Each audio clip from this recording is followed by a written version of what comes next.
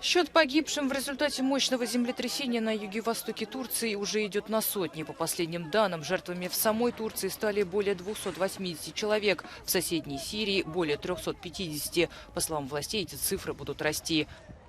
Центр землетрясения магнитудой 7,8 находился к северу от турецкого города Газиантеп, примерно 90 километрах от сирийской границы на глубине 18 километров. В обеих странах разрушены сотни домов, пострадавших более 1000. Под завалами остаются люди. В результате землетрясения взорвался газопровод в городе Кахраман-Мараш. Толчки ощущались в Дамаске, Бейруте и Каире. Люди в панике выбегали на улицы. В утренние часы турецкие власти зафиксировали не менее 20 авторшоков, самый сильный из которых магнитуды 6,6.